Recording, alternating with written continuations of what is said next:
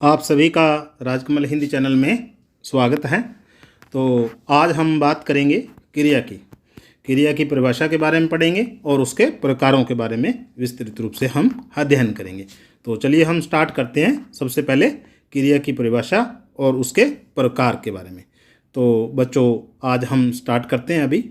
तो जैसे सबसे पहले हम बात करते हैं क्रिया की, अगर बात करें तो इसके अंदर क्या है बच्चों कि जब क्रिया की परिभाषा की बात करते हैं हम, तो क्या परिभाषा दी गई है कि जिन शब्दों या पदों से किसी कार्य के होने या करने का, क्या लिखा कि जिन शब्दों के द्वारा हमें किसी काम के होने या करने का बोध का मतलब क्या होता है? ज्ञान। बोध का मतलब क्या होता है बच्चों? ज्ञान होता है कि भाई ज्ञान हो जाए, ठीक है। तो उसके द्वारा क्या होता है? फिर क्रिया होती है। क्रिया का मतलब कोई काम होता है। तो जिन शब्दों के द्वारा या पदों के द्वारा किसी काम के होने या करने का बोध हो, उसको हम क्रिया कहते हैं। अब क्रिया के उदाहरण क्या क्या दिए हैं, एग्जाम्पल क्या है? जैसे पहला उदाहरण दिया हुआ है कि राम खेल रहा है। क्या है? राम खेल रहा है। अब राम खेल रहा है तो यहाँ क्या है? खेल जो है यानी कि ये बना है खेलना से। खेलना जो है एक क्या हो रहा है? एक काम हो रहा है। राम के द्वारा जो है खेला जा रहा है, तो यहाँ एक काम हो रहा है। इसी प्रकार से श्याम विद्यालय जा रहा है। क्या हो गया? जा रहा है। तो जाना जो है यहाँ एक क्रिया हो गई। इसी प्रकार से वह आम खा रहा है, तो यहाँ खाना भी एक काम हुआ। तो इस प्रकार से हम बच्चों कह सकते हैं कि जिन शब्दों के द्वारा हमें किसी काम के होने या फिर करने का ज्ञान हो, बोध हो, उसको हमें क्रिया कहते हैं। अब इसके बाद में हम इसका जो सेकंड पार्ट है आगे हम बात करते हैं, आगे देखते हैं। अब इसके बाद में हम बात करें तो एक चीज़ और है, धातु। कई बार आपने पढ़ा भी होगा बच्चों कि धातु जो है किसको कहते हैं। पहले सबसे पहले देख लेते हैं कि धातु कहते किसको हैं। अब देखो यहाँ क्या लिखा हुआ है कि क्रिया के मूल का मतलब क्या होता है? बेस, यानी कि बेसिक, जो चीज़ें मूल रूप से जड़ रूप से हैं, मूल रूप को धातु कहते हैं। क्या कहा है? क्रिया के मूल रूप को धातु कहते हैं। जैसे क्या लिखा?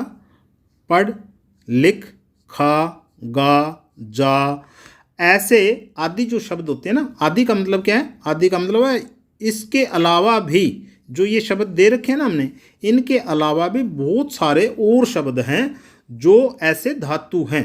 तो क्या हुआ? क्रिया का जो मूल रूप होता है, बेसिक जो रूप होता है, उसको कहते हैं धातु। जैसे पढ़ और लिख, जैसे अपन इसका अगर लिख है ये शब्द है, तो इसको हम कैसे लिखते हैं आगे? लिखना या लिखना या लिखते हैं या लिखाई, ऐसे। लेकिन उसका जो मूल रूप है ना, वो क्या हुआ? लिख हो गया। ऐसे जैसे मान लो खा है, तो अभी अपन ने अभी थोड़ी सी देर पहले हमने बात की थी कि वह खाना खा रहा है, तो खाना खा इसका मूल रूप हो गया। जैसे गा और जा, जैसे जाना हो गया। तो यानी कि क्रिया के जो मूल रूप होते हैं, बेसिक जो रूप होते हैं, उसको हम कहते हैं धातु। तो ये बच्चों आपको समझ में आ गया होगा भी धातु किसको कहते हैं। अब इसके बाद में हम बात करते हैं आगे इसके आगे प्रकारों की।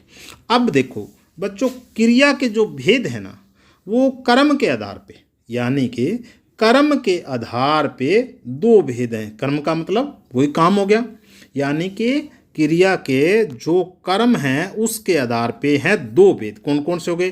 पहला हो गया अपना सकर्मक क्रिया और दूसरा हो गया अकर्मक क्रिया। अगर मान लो आपको कोई पूछता है या कोई प्रश्न करता है या आपके कभी एग्जाम में आता है कि कर्म के आधार पर क्रिया के कितने भेद होते हैं, तो आपने क्या बताना है? दो भेद बताने हैं, सकर्मक क्रिया और अकर्मक क्रिया। ये बात समझ में आ गई यहाँ तक। अब इसके बाद में आगे इसका विस्तार से अध्ययन करते हैं। अब पहला जो भेद था अपना, वो क्या है? सकर्मक क्रिया। कौन सा हो गया? सकर्मक क्रिया। अब सकर्मक क्रिया के अंदर क्या है, इसकी पहले हम परिभाषा देखेंगे, फिर हम इसको अच्छे से समझते हैं। जिन क्रियाओं के साथ कर्म लगा हो, अब देखो यहाँ क्या लिखा हुआ है? कर्म लगाओ और क्रिया का फल, यानी कि क्रिया का जो रिजल्ट है, परिणाम है, वो कर्म पर पड़े, उससे सकर्मक क्रिया कहते हैं। क्या परिभाषा दी है कि जिन क्रियाओं के साथ कर्म लगे और क्रिया का फल, यानी क्रिया का मतलब वो ही हो गया काम, काम का फल जो है वो पड़े कर्म पर। किस पर पड़े? कर्म पर पड़े, तो उसको हम कहते हैं सकर्मक क्रिया। सकर्मक का मतलब होता है कर्म के साथ में, यानी कि कर्म सहित जो क्रिया होती है उसको सकर्मक क्रिया कहते हैं। अब इसका उदाहरण क्या दिया कि राम खाना खाएगा।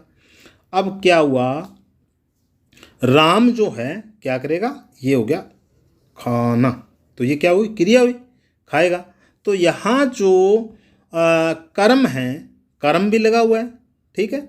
जिन क्रियाओं के साथ है, क्रिया के साथ में जो खाएगा, यानी कि इसके साथ में कर्म लगा हुआ है और उसका फल जो है उस किस पर पड़ रहा है, कर्म पर पड़ रहा है। अगर आप इसको सीधा लिखते कि राम खाएगा तो फिर इसका पूरा वाक्य जो है नहीं बनता, यानी कि फिर ये कर्म जो बीच में से जो है हट जाता, तो ये वाक्य पूरा नहीं होता। इसलिए राम खाना खाएगा या राम गाना गाएगा ऐसा लिखते हैं, तब जो है वाक्य पूरा होता है और उसका फल जो है कर्म के ऊपर पड़ता है।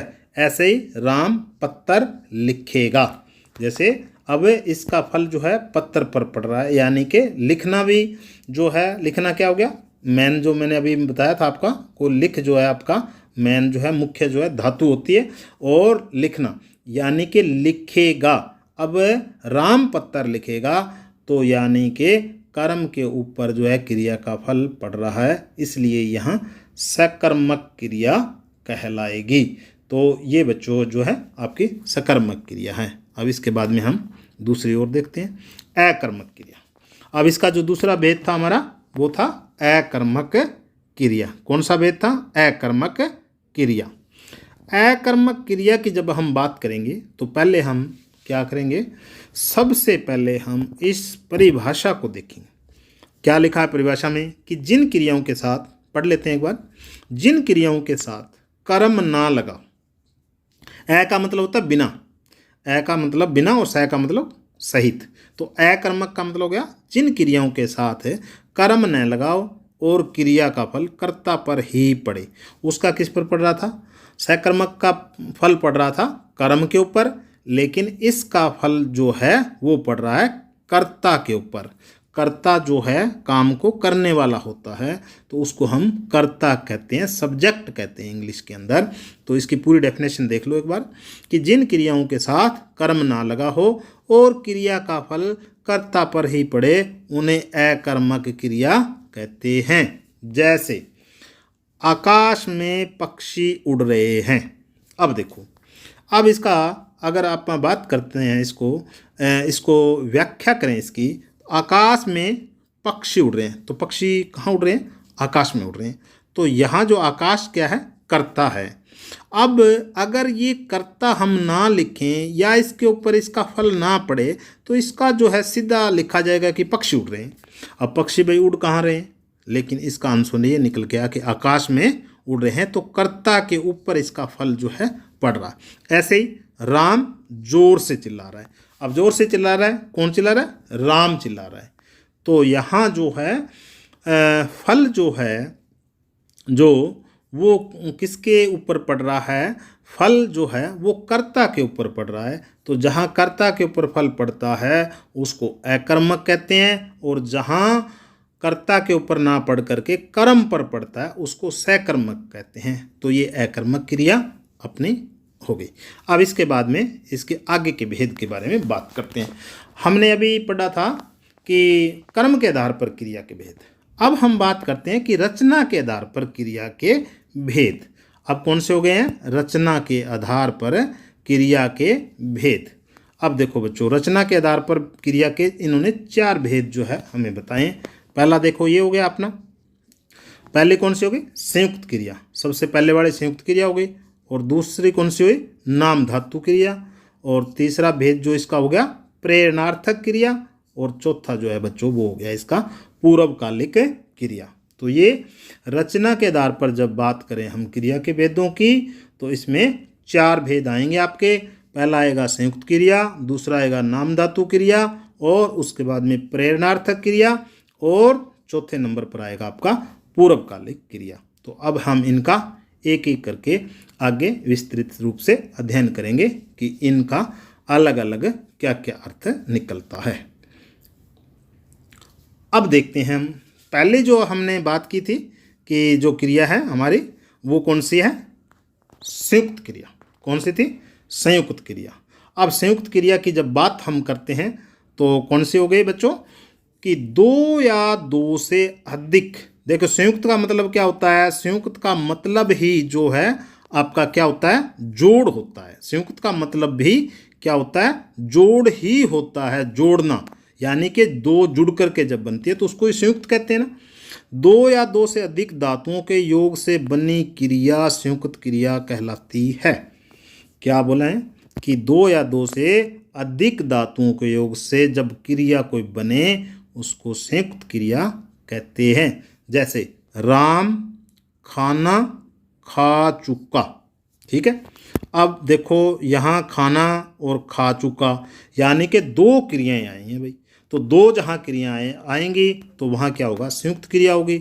दूसरा उदाहरण देख लेते हैं, वह खाना खाकर, ठीक है, खाना खाकर सो गया, ठीक है। वह खाना खाकर सो गया, खाकर और सोना, ठीक है। खाना जो है खा करके फिर सो गया, यानी कि 2 क्रियाएं इसके अंदर आ रही है। तो जहाँ जब 2 क्रियाएं या 2 से अधिक धातुओं के योग से जब क्रियाएं बने तो वहाँ क्या हो जाएगा, संयुक्त क्रिया हो जाएगा। इसके बाद में दूसरी जो है क्रिया देख लेते हैं, नाम धातु क्रिया। कौन सी है, दूसरी है नाम धातु क्रिया। अब नाम धातु में क्या आएगा कि जो क्रियाएं संज्ञा, सर्वनाम या विशेषण शब्दों में आना प्रत्यय लगाने से बनती है उन्हें नाम धातु क्रिया कहते हैं। क्या परिभाषा दी है, परिभाषा का मतलब ये होता है कि कहते किसको है। जो क्रियाएं संज्ञा, सर्वनाम एवं विशेषण शब्दों में आना प्रत्यय लगाने से बनती है उन्हें नाम धातु क्रिया कहते हैं। यानी कि देखो संज्ञा का आपको बच्चों पता है कि किसी व्यक्ति, वस्तु, स्थान आदि के नाम को हम संज्ञा कहते हैं। और जो आपका सर्वनाम है वो क्या होता है, संज्ञा के स्थान पर प्रयुक्त होने वाले शब्दों को क्या कहते हैं, सर्वनाम कहते हैं। और विशेषण जो वो होता है कि संज्ञा और सर्वनाम दोनों की जो विशेषता बताते हैं उसको विशेषण कहते हैं। तो कहता है इन तीनों शब्दों में आ और आना लगा करके प्रत्यय जो है वो लगाने से जब बने क्रिया कोई तो उसको कहते हैं नाम धातु क्रिया। जैसे दूसरे की वस्तु देखकर ललचाना नहीं चाहिए, ठीक है। अब ललचाना जो शब्द है वो नाम धातु है, ठीक है। ललचाना क्या है, लालच से बना हुआ शब्द है, ठीक है। लालच से बना हुआ ललचाना है, ये जो है उसकी एक प्रकार से ये विशेषण है। तो यहाँ क्या हो गया, नाम धातु क्रिया। उसने दरवाजा खटखटाया, ठीक है। यानी कि खटखटाना जो है क्रिया थी, खटखटाया, उसने दरवाजा खटखटाया। तो यहाँ भी जो है आपकी जो नाम धातु क्रिया है। तो जहाँ पर संज्ञा या सर्वनाम या विशेषण शब्दों के अंदर, यानी कि कोई भी अगर संज्ञा शब्द हो या फिर सर्वनाम हो या फिर विशेषण हो, उसके अंदर आ और आना प्रत्यय लग जाए। प्रत्यय का मतलब क्या होता है बच्चों, जैसे मान लो प्रत्यय और उपसर्ग आपको बताए हुए हैं कि उपसर्ग वो होते हैं जिसके अंदर जो है शब्द के आरंभ में लग करके शब्द का अर्थ जो है परिवर्तन कर देते हैं उसमें, और जो प्रत्यय हैं वो शब्द के अंत में लग करके उसका अर्थ परिवर्तन करते हैं। तो अंत में लगने वाले जो होते हैं प्रत्यय वो लग करके नाम धातु क्रिया बनाते हैं। तो ये बच्चों हो गया हमारा, इसका 2 भेद हो गए। अब इसके बाद में हम बात करते हैं इसके तीसरे भेद की। अब तीसरे भेद की जब बात करेंगे हम, तीसरा भेद है इसका प्रेरणार्थक क्रिया। अब देखो प्रेरणार्थक का जो अर्थ होता है, प्रेरणार्थक जो शब्द है बच्चों वो बना है प्रेरणा से, ऐसे प्रेरणा, ठीक है, प्रेरणा से, ठीक है। अब प्रेरणा जो शब्द है वो क्या है, इंग्लिश में इसको कहते हैं मोटिवेट, ठीक है, मोटिवेट करना। तो जिस क्रिया को कर्ता स्वयं न करके क्या कहा कि जिस क्रिया को कर्ता स्वयं ना करके क्या करवाए, दूसरे को करने की प्रेरणा देता है। भाई कर्ता जो है, जो सब्जेक्ट है, वो क्या करे, काम जो है स्वयं ना करे, दूसरे को करने को प्रेरणा यानी कि उसको प्रेरित करता है, तो उसको कहते हैं प्रेरणार्थक क्रिया। कैसे, उदाहरण में देखते हैं। जैसे राम मोहन से, अब राम क्या है, यहाँ करता है, और इसने किसको प्रेरित किया, मोहन को प्रेरित किया। किस लिए किया, पत्तर लिखवाता है। अब राम ने कहा भाई मोहन आपको एक पत्तर लिखना है, ठीक है, छुट्टी के लिए पत्तर लिखना है। तो अब उसने क्या किया, राम ने मोहन को प्रेरणा दी, यानी उसको मोटिवेट किया, उसको प्रेरित किया कि पत्तर लिखना है भाई। तो राम मोहन से पत्तर लिखवाता है। तो यहाँ राम मोहन को प्रेरित कर रहा है, इसलिए यहाँ प्रेरणार्थक क्रिया। इसी प्रकार से राम श्याम से साइकिल चलवाता है। अब यहाँ राम जो है वही राम, अब देखो वहाँ पत्थर लिखवा रहा है, यहाँ साइकिल चलवा रहा है। तो यानी कहने का मतलब है कि जब कर्ता जो है अपना काम खुद ना करके कोई काम जो है दूसरे से करवाने के लिए उसको मोटिवेट करता है, उसको प्रेरित करता है, तो उसको हम क्या कहते हैं, प्रेरणार्थक क्रिया कहते हैं। आगे समझ। अब इसके बाद में इसका चौथा जो भेद है वो क्या है, इसका है पूर्वकालिक। ठीक है, पूर्वकालिक। अब देखो, जिस वाक्य में मुख्य क्रिया से पहले, एक होती है मुख्य क्रिया, ठीक है, यदि कोई क्रिया आ जाए तो उसको कहते हैं पूर्वकालिक। पूर्व का मतलब बच्चों क्या होता है, पूर्व का मतलब होता है पहले, ठीक है, यानी कि कोई चीज़ जो पहले आ जाए, ठीक है, पूर्व में आ जाए। अब पूर्वकालिक क्रिया की परिभाषा जब हम पढ़ लेते हैं, इसको देखते हैं कैसे, कि जिस वाक्य में मुख्य क्रिया से पहले यदि कोई क्रिया आ जाए तो उसे पूर्वकालिक क्रिया कहते हैं। कैसे, जैसे राम ने, ये तो करता है, राम ने भाग कर बस पकड़ी। अब भाई एक तो पकड़ना है क्रिया, इससे पहले भी एक क्रिया आ गई है ना, पूर्वकालिक। पूर्वकालिक का मतलब इससे पहले जब क्रिया आई, भागना भी एक प्रकार से क्रिया है। राम ने भाग कर बस पकड़ी और अजय ने घर पहुंचकर सांस ली। सांस लेना भी क्रिया, पहुंचना भी क्रिया।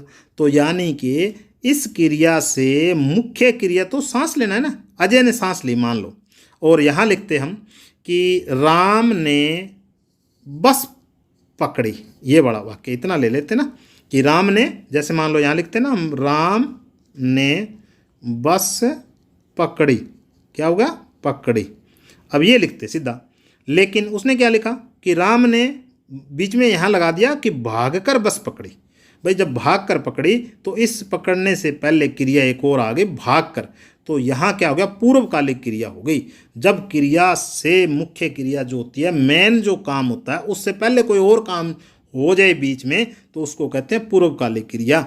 यह क्रिया क्या करती है, कर और करके लगाकर जो है बनाने से बनती है। किस तरह से, कर से और करके, यानी कि कर और करके शब्द जो हैं वो लगने से यह क्रिया जो है बन जाती है। तो ये बच्चों आपको आ गया समझ में, ठीक है। अब इसके बाद में बच्चों हमने जो सारा कुछ पढ़ा उसको हम एक बार जो है दोबारा से एक बार जो है पुनः जो है उसका अध्ययन कर लेते हैं। तो सबसे पहले क्या पढ़ा हमने, क्रिया के बारे में पढ़ा। तो क्रिया जो है, क्रिया की परिभाषा उसमें ये था कि जिन शब्दों से किसी काम के करने या होने का पता चलता है उसको क्या कहते हैं, क्रिया कहते हैं। और क्रिया के आगे जो मुख्य जो भेद थे वो आपके थे दो, सकर्मक और अकर्मक, जिनका हमने विस्तृत रूप से वर्णन किया। और उसके बाद में जो है इसके चार भी भेद थे, उनका भी हमने चारों भेदों का जो है एक एक करके वर्णन किया।